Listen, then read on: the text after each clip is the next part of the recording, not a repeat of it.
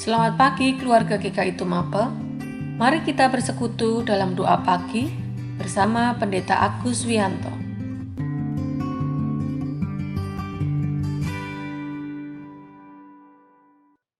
Selamat pagi sahabat Kristus. Kita bersyukur kalau pagi ini bisa berjumpa lagi dalam doa pagi. Sebelum memulai doa pagi, mari kita bersaat teduh sejenak. Mari kita berdoa. Bapa Surgawi, terima kasih untuk perlindungan Tuhan dalam istirahat kami sepanjang malam. Terima kasih kalau pagi ini kami bisa mengawali hidup dengan doa pagi. Bimbinglah hidup kami dengan firman Tuhan yang akan kami baca dan kami renungkan. Tolonglah kami agar dapat memahami firman Tuhan dengan baik dan benar, supaya kami bisa menemukan makna hidup di dalam Kristus. Pakailah hamba-Mu dalam menguraikan firman Tuhan.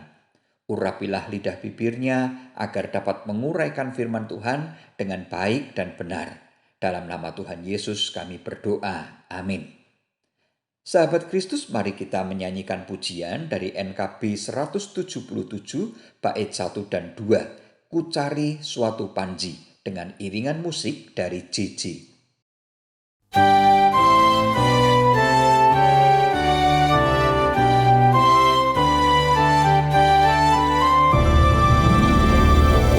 Cari suatu panji, kan ku iring tetap, dan pandu yang berani, takutku kan lenyap.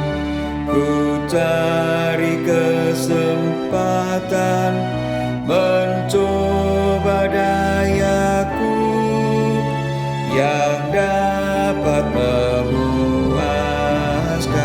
dahaga jiwaku.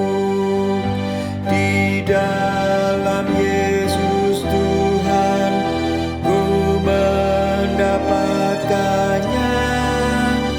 Tetaplah ku berjalan terus di bawah panjinya. Ku cari jawab pasti, penawar raguku, dan suluh yang memandu setiap langkahku.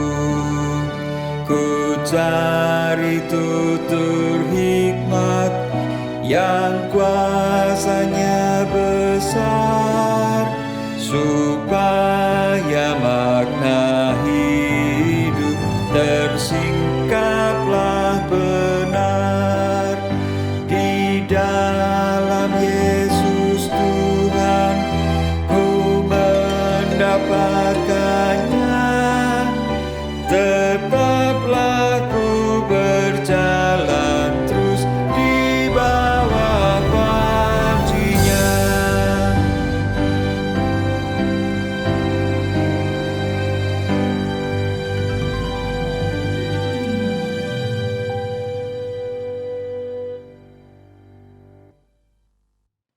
Sahabat Kristus, mari kita merenungkan firman Tuhan dari Pengkhotbah 1 ayat 2. Firman Tuhan mengatakan demikian. Kesia-siaan belaka, kata pengkhotbah. Kesia-siaan belaka. Segala sesuatu adalah sia-sia. Demikian firman Tuhan. Berbahagialah setiap orang yang mendengarkan firman Tuhan dan melakukannya. Haleluya.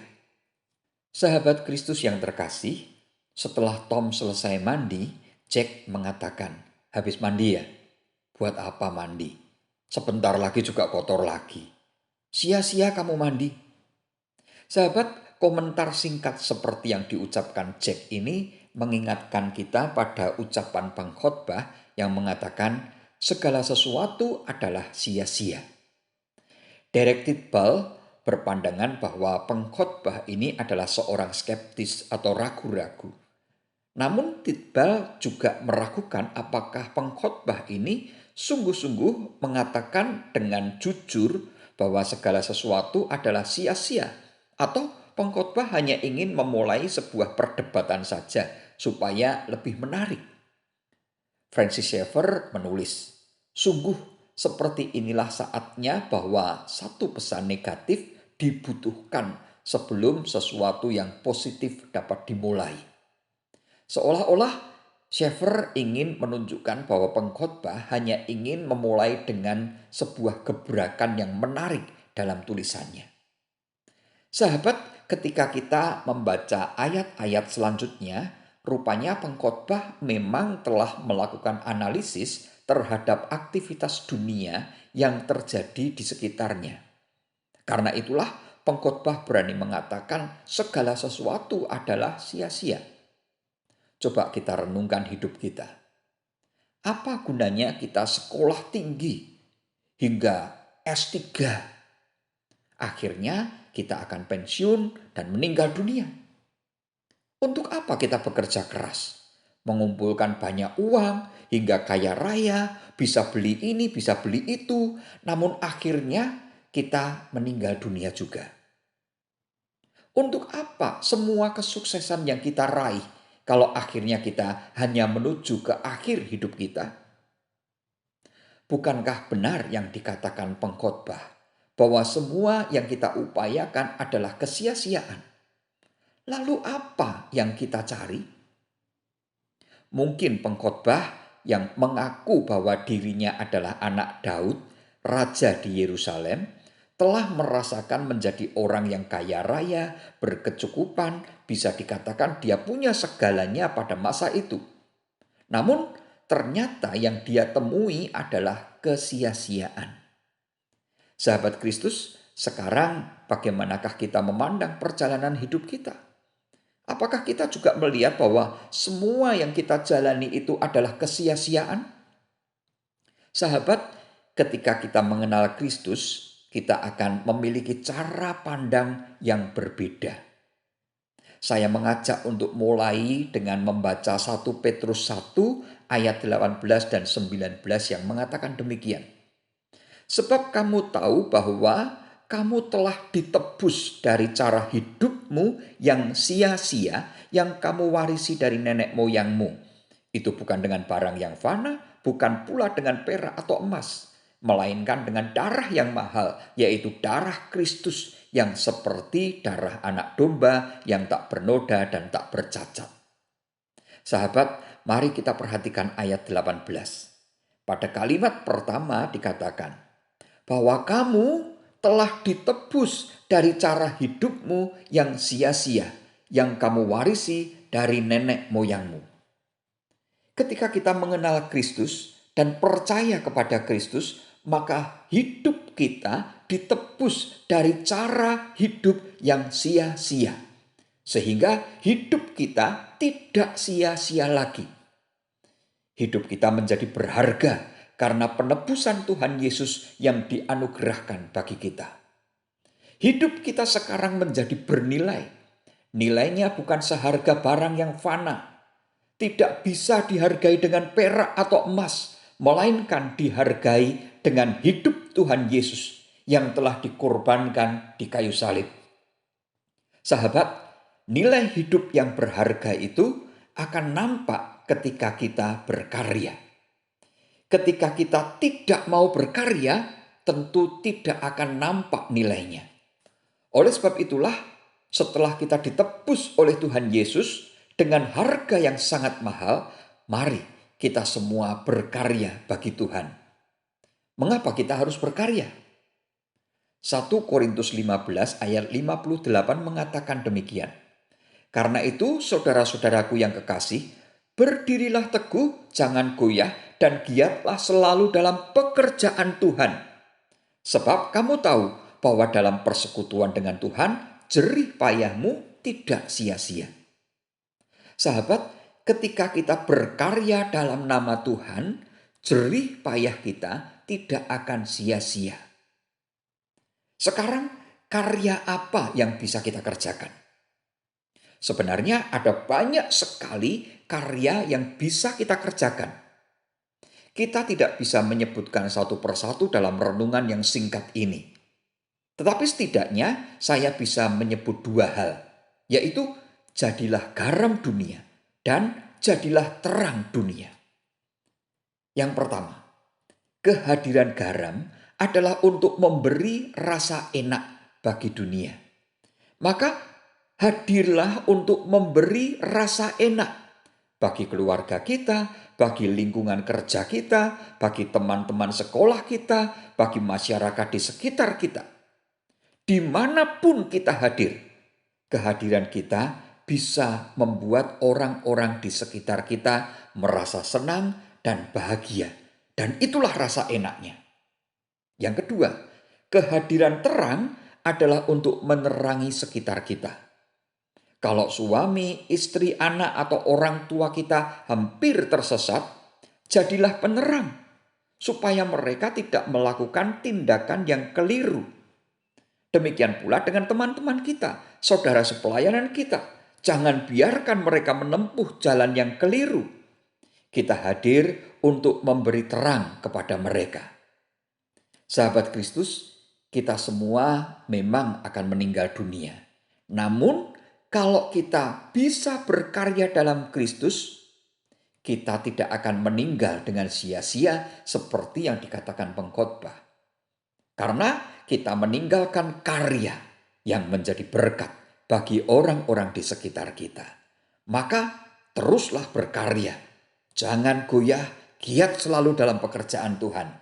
Karena dengan persekutuan dalam Tuhan, jerih payah kita tidak akan sia-sia. Tuhan memberkati kita semua. Amin.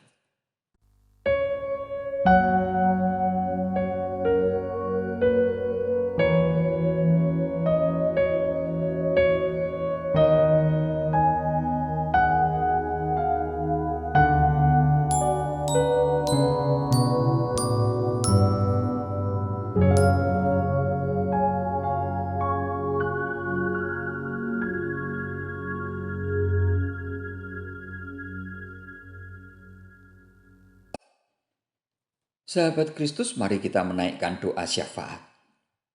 Ya Tuhan, terima kasih untuk firman Tuhan yang boleh kami renungkan.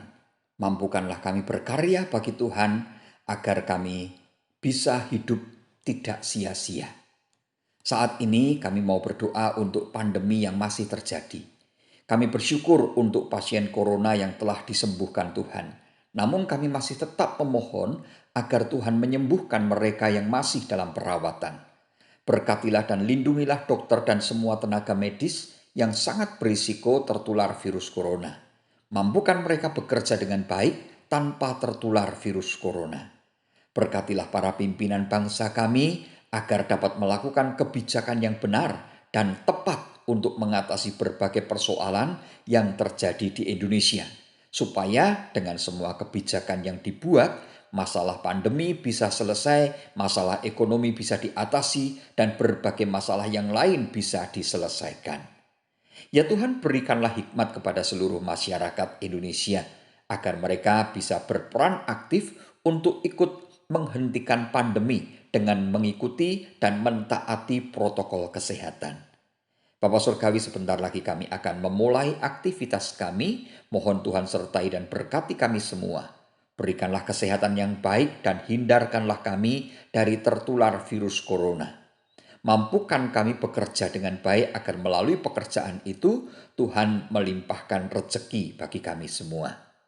Kami menyerahkan seluruh perjalanan hidup kami hanya ke dalam pimpinan Tuhan. Tolonglah kami agar selalu memiliki hati dan akal budi yang bijaksana. Agar tutur kata dan perbuatan kami selalu menjadi berkat bagi sesama kami. Dalam nama Tuhan Yesus kami berdoa dan mengucap syukur. Amin.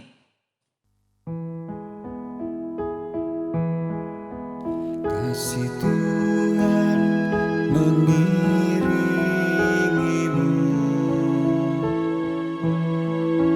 dan sayapnya melindungimu.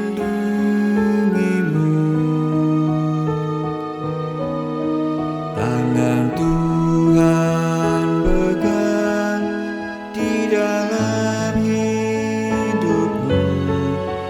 Majulah dalam terang kasih-Nya.